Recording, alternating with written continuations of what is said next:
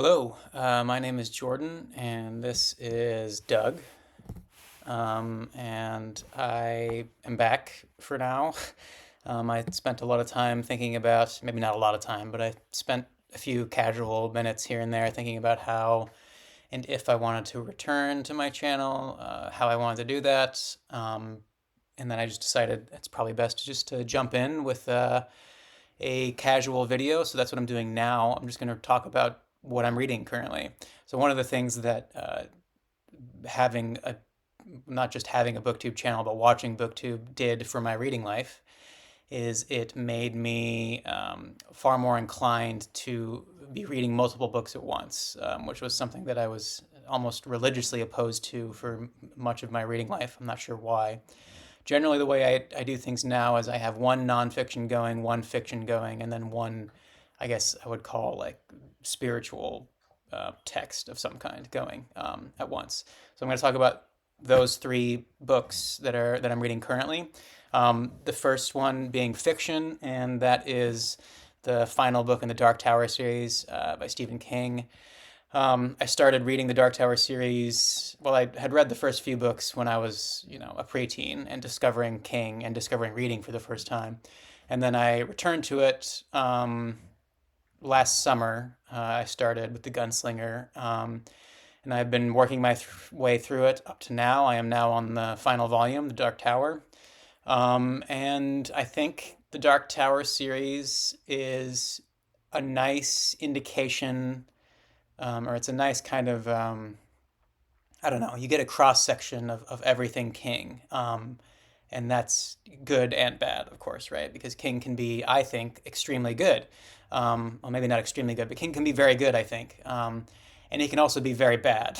And I think both of those qualities are on display in this series. I do feel like the earlier books, particularly The Gunslinger and Wizard and Glass, I think are actually very good. Some of the better things that he's written that I've read, very, very good. And the other books in the series, including this one so far, are pretty hit and miss, with some moments of real, I don't know, I wouldn't know if I would call it brilliance, but some very engaging and well written moments. And then a lot of bad, bad moments, bad writing, bad storytelling, really even. Um, so, it's I have an interesting relationship with King. He's been a part of my reading life forever. He's like the first book well, maybe not the first, but one of the first books I ever fell in love with was Pet Cemetery. That was my first kind of introduction to the world of adult literature when I was probably 12.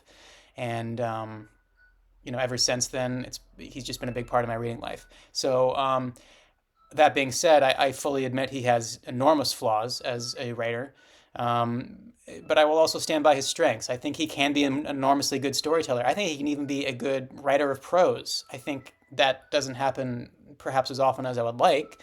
Um, but there are passages, even in this, which I would consider one of the weakest books in the series so far. I'm not all that far into it, but it's fairly weak.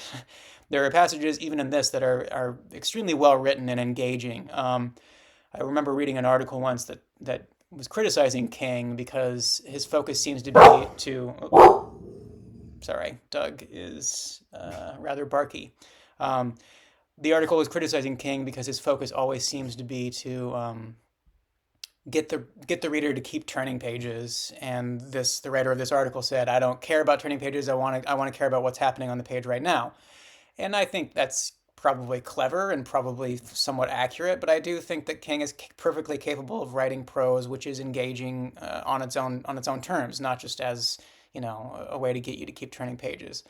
Um, all of that to say, I do think The Dark Tower is a fucking mess as a series. It's not a very good, cohesive fantasy series, but there are moments of real brilliance and beauty, and certainly it's almost never boring, although it can be quite silly in a way that takes you out of it. So I don't think it's as like a whole piece. And again, I'm not done with it. I'm only on the final volume, partway through the final volume. As a whole piece, the Dark Tower series, I don't think is one of King's best works, really at all. But it certainly has moments of some of his best writing. So that's the fiction that I'm reading. excuse me, the nonfiction I'm reading is on my Kindle. It is Joseph Frank's biography of Dostoevsky. I think the original biography is a multi-part, multi-volume biography. I'm not actually sure how many volumes it is. I'm reading the abridgment, which is called Dostoevsky, a Writer in His Times, I think. And again, abridgment is a upsetting word to me. It always has been as a reader because I'm so pretentious and arrogant and precious that I don't like the idea of reading anything abridged. But I think it was Steve Donahue who recommended this abridgment of the multi-volume work as a good piece that stands on its own. And I think he was right. It's a very, very good biography, just as a single biography, even if it is an abridgment of a larger work. And it's not a short abridgment. I think total it's like 1,000 pages, and I'm only about halfway through it. And Dostoevsky has been an enormously important writer to me, same as King, since a fairly young age, in a very different way.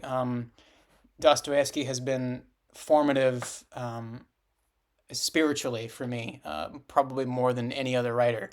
So to read about his life has been interesting. He led a very messy life in a lot of ways, a very sad life in a lot of ways, and yet he had a kind of vibrancy and a kind of vitality which is on display in so many of his characters. Particularly, I think of Dmitri from Brothers Karamazov when I'm reading about Dostoevsky. I feel like he was very much a Dmitri type person.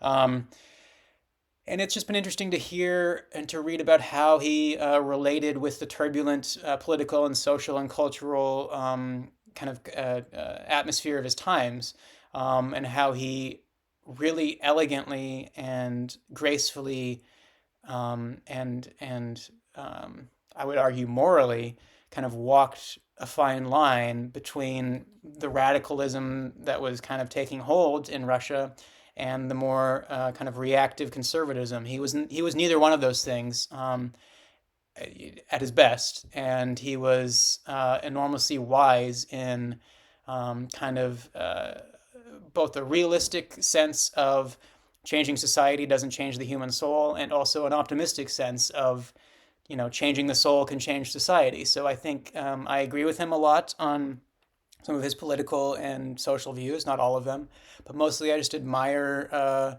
his kind of approach to the world and to his faith and to other people. That being said, he was not very. I wouldn't describe him as a good person necessarily. He was. It sounds like he was quite self-involved, inconsiderate at times. He had a horrifically damaging gambling addiction. He was unkind, given to temper tantrums, and he was just a volatile person, which is not pleasant. I've known people like that, and they're not pleasant. But I think he had a good heart, and certainly his view of the world and his view of Christianity has changed my life. So reading about his own experiences and the way he lived his life has been really rewarding for me. And it's also just a really interesting, well-written biography. So I highly recommend it. Dostoevsky by Joseph Frank.